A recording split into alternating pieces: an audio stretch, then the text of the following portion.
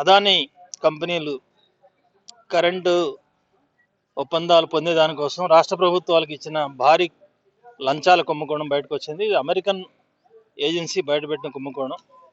కానీ ఇప్పటివరకు BJP party కానీ ప్రధానమంత్రి మోడీ కానీ అదానీని వెనకేసి రావడానికి ప్రయత్నిస్తున్నారు తప్ప ఆయన అరెస్ట్ చేయడానికి సిద్ధపడలేదు.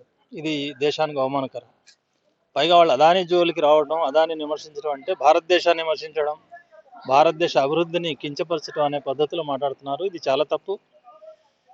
అదానీ భారతదేశ ప్రతిష్టను దిగజారుస్తున్నారు. ఈ రకమైన లంచావతారాలతో ఖచ్చితంగా ఆయన మీద చర్య తీసుకోవాలని కోరుతున్నాం. ఇదే సమయంలో తెలంగాణ ప్రభుత్వం ఇటీవల కాలంలో స్కిల్ యూనివర్సిటీ పేరుతోటి తలపెట్టిన ప్రాజెక్టుకు అదానీ నుంచి 100 కోట్ల రూపాయలు విరాళంగా వచ్చింది.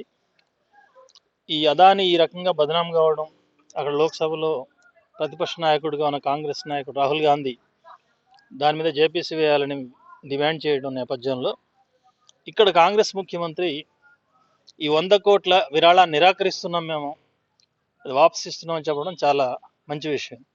దానికి రేవంత్ రెడ్డి గారికి అభినందనలు చెప్పచ్చు.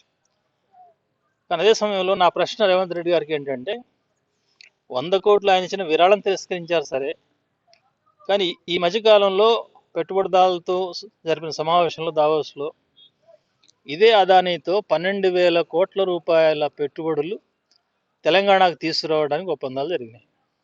అది ఘనంగా ప్రకటించారు. మరి వాటి సంగతి ఏంటి, ఆ వివరాలు ఏంటి, ఆ 12,000 కోట్లు దేనికోసం వచ్చినాయి, మరి దాంట్లో ఏమైనా తప్పులు ఉంటే సరిచేయాలి కదా. అట్లాంటి అదానీ పెట్టుబడులు మనకు అవసరమా? కాబట్టి వాటి విషయంలో పునరాలోచించాలని స్పష్టమైన ప్రకటన చేయాలని ముఖ్యమంత్రి గారిని కోరుతున్నాను. అట్లాగే ఇటీవల గిరిజనుల భూముల్ని తీసుకోవద్దని లగచర్ల ఫార్మాసిటీ ప్రతిపాదన విరమించుకోవాలని చెప్పి ఆ గ్రామాల పర్యటన తర్వాత ముఖ్యమంత్రి గారిని కలిసి మేము విజ్ఞప్తి చేశాం. ఆయన అంగీకరించారు, ఫార్మాసిటీ కాదు అన్నాడు. అయితే ఇచ్చిన నోటిఫికేషన్ మాత్రం ఫార్మాసిటీ పేరుతో ఉంది కాబట్టి దాన్ని ఇంతవరకు రద్దు చేయలేదు. వెంటనే ఇచ్చిన మాట ప్రకారం ఆ నోటిఫికేషన్ రద్దు చేయాలని కోరుతున్నాం.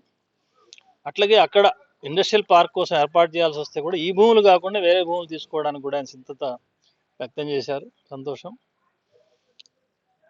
అలాగే అక్కడ పెట్టిన కేసులు ఉపసంహరించడానికి, అమాయకులను విడిచిపెట్టడానికి, పోలీస్ క్యాంపులు ఎత్తేయడానికి, సాధారణ ప్రజాస్వామ్య వాతావరణం నెలకొల్పడానికి హామీ ఇచ్చారు. ఆ హామీలు వెంటనే అమలు జరపాలని కోరుతున్నాం. లగచర్ల ప్రాంత రైతులు ధైర్యంగా ఉండాలని, తప్పనిసరిగా మీ సమస్య పూర్తిగా పరిష్కారం అయ్యేంత వరకు వామపక్ష పార్టీలు, సిపిఎం పార్టీ మీ వెంట ఉంటుందని చెప్పి నేను చెప్పదలుచుకున్నాను. ఈ రోజున సుజాతనగర్ మండల మహాసభ జరిగింది. ఖమ్మం జిల్లాలో సుజాతనగర్ మండలం ఎన్నో పోరాటాలకు కేంద్రం ఇది.